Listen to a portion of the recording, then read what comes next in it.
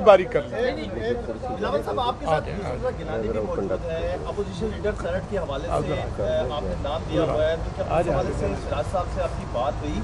और दूसरा ये बताइएगा कि जो पीडीएम है उसके अंदर ये तासुर दिया जा रहा है बार बार कि 26 मार्च को जो लॉन्ग मार्च कैंसिल हुआ वो पीपल्स पार्टी इस्तीफे नहीं दे रही, इस वजह से कि पीपल्स पार्टी इस्तीफों से पीछे हटी है। कि आपको कोई डील हुई थी पीडीएम के अंदर के इस्तीफे देगी? जहाँ तक सेनेट की बात है, गिलानी साहब तो चेयरमैन सेनेट है, और जहाँ तक मेरा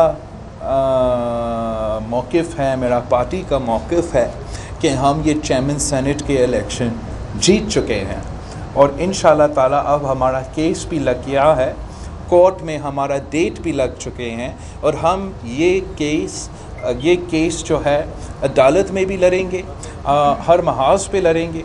जहाँ तक लीडर ऑफ द ऑपोजिशन का सवाल है, ये पाकिस्तान में और ना सिर्फ पाकिस्तान में, दुनिया भर में एक डेमोक्रेटिक नॉर्म रहा है, एक जमहूरी प्रैक्टिस रहा है कि जिसका सिंगल लार्जेस्ट मेजॉरिटी है उसको लीडर ऑफ द ऑपोजिशन होने का हक हासिल होता है। और हम चाहेंगे कि हम सारे जमातों के साथ मिलके इसी कंसेंसस को, इसी जमहूरी प्रैक्टिस को आगे लेके चले कि हमारे इंस्टीट्यूशंस के लिए बेहतर होगा।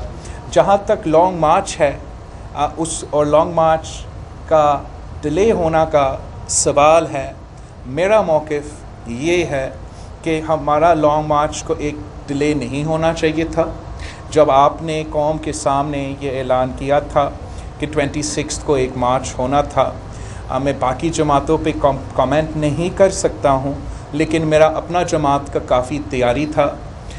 जो पाकिस्तान डेमोक्रेटिक मूवमेंट का सिंध का इंचार्ज है, उसने सिंध का हर ज़िला का दौरा किया था, यहाँ तक कि हमारे कमरे और होटल रूम्स इस्लामाबाद पिंडी में बुक हो गए थे।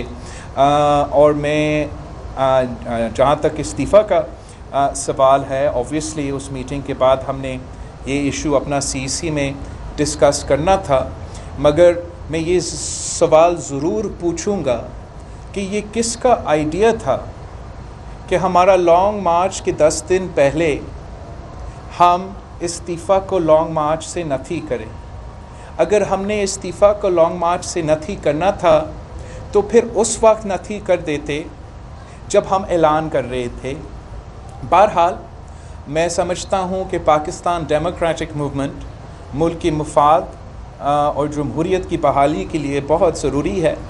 ऑपोजिशन में जितने भी जमात पाकिस्तान डेमोक्रेटिक मूवमेंट के अंदर है और जितने भी जमातें पाकिस्तान डेमोक्रेटिक मूवमेंट के बाहर है, हमने हर किसी जमात के साथ मिल के जमहूरियत के लिए काम करना पड़ेगा। और आपका जो पाकिस्तान डेमोक्रेटिक मूवमेंट का कामयाबी था कि नेशनल असम्बली में वज़ीर आज़म का हल्का में जाके वज़ीर आज़म को शिकस्त दिलवाना, फिर सेनेट में जाके, हाउस ऑफ द फेडरेशन में जाके वफाक को शिकस्त दिलवाना, पूरा पाकिस्तान डेमोक्रेटिक मूवमेंट की तहरीक एक तरफ और ये 2 इलेक्शंस एक तरफ। जो नुकसान हमने इस हुकूमत को पहुंचाया है वो इसी इलेक्शंस लड़ने में से और उनका मुकाबला करने में से पहुंचाया है। ये बात तो आप बाई इलेक्शंस के बारे में भी कह सकते हैं कि जो 7 बाई इलेक्शंस मुल्क के कोने कोने में लड़े गए, हर सूबा में लड़े गए, हुकूमत को टफ़ टाइम दिया गया। कुछ हमारे दोस्तों का ख्याल ये था कि हमें उस बाई इलेक्शन से भी बॉयकॉट करना चाहिए था, सेनेट से भी और नेशनल असम्बली से भी बॉयकॉट करना चाहिए था। और जब नेशनल असम्बली में और सेनेट में पाकिस्तान डेमोक्रेटिक मूवमेंट का जीत हुआ, ये जमातों या ये ग्रुप जो ये तजवीज़ दे रहे थे कि हम सिस्टम से आउट रहें, वो गलत साबित हुए। तो हमारा उम्मीद था कि इस मीटिंग में हम लॉन्ग मार्च पे ज़ोर और फोकस करते, हम अपना कामयाबियों में पे फोकस करते, और अगर कोई अपना मौक़िफ़ पे नज़रसानी करते तो वो लोग अपने मौक़िफ़ पे नज़रसानी करते जिनका मौक़िफ़ गलत साबित हुआ। और ऐसा नहीं हुआ, लेकिन मैंने पहले दिन से इस पीडीएम की बुनियाद रखते हुए अपोजिशन जमातों को इंगेज करने की कोशिश की।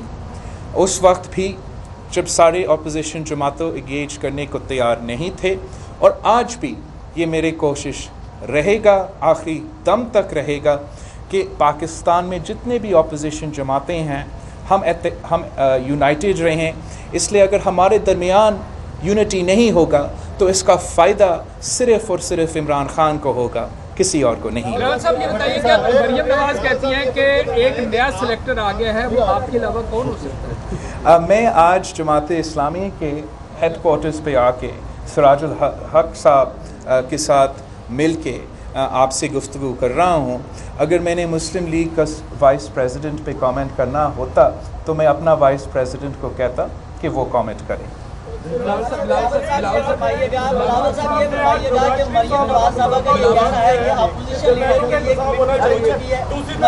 एक बंदा यार एक मेरा ख्याल बारी बारी सब कर लें, एक ही दफा जवाब आ जाए।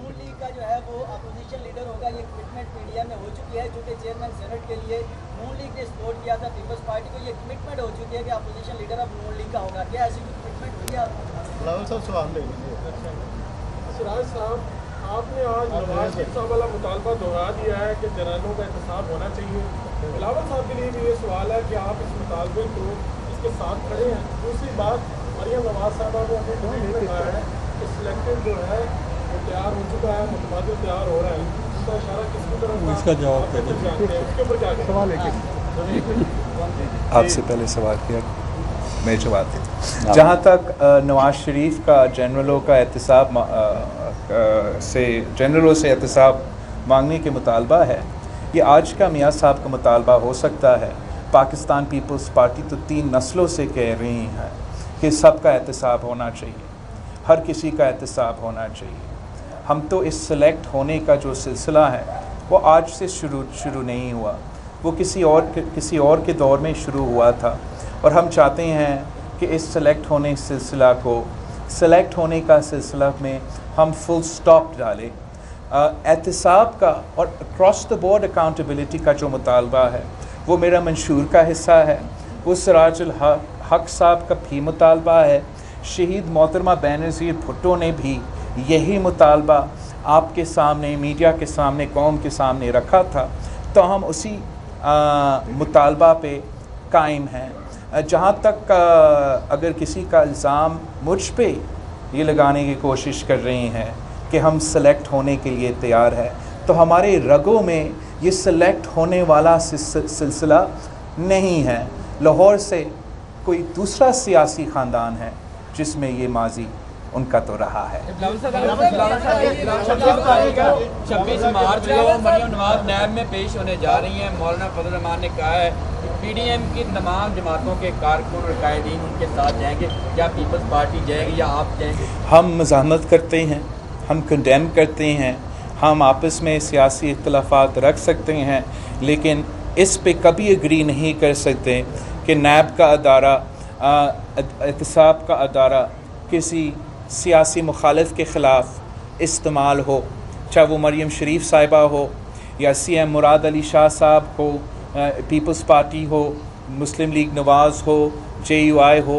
हर किसी का किसी के पास ये शिकायत नहीं होना चाहिए कि एक यकतरफ़ा एहतसाब हो रहा है।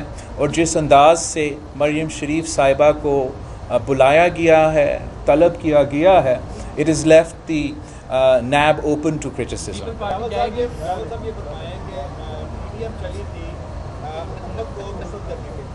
और आपका जो एजेंडा था उसमें एक तहरीक अदम एतमाद थी।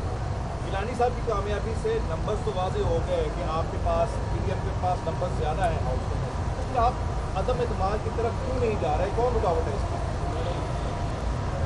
हम समझते हैं कि अपोजिशन का काम है कि हम हुकूमत को नुकसान पहुँचाए। और जो पंजाब में इस वक्त सूरत हाल है, पंजाब असम्बली में जो सूरत हाल है, नेशनल असम्बली में जो सूरत हाल है, वो प्राइम्ड है एक अदम एतमाद का लाहे अमल, एक अदम एतमाद का सिलसिला शुरू करने के लिए।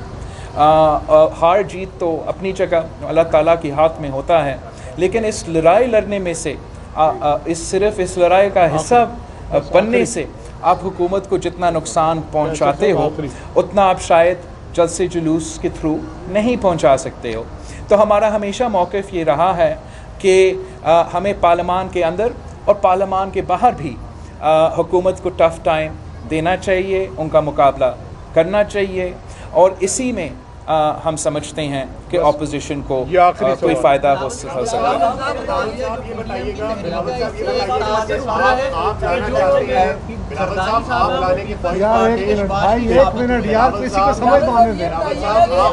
सर, मैं आप सबके साथ पाकिस्तान डेमोक्रेटिक मूवमेंट पे एक अलग प्रेस कॉन्फ्रेंस रखता हूँ।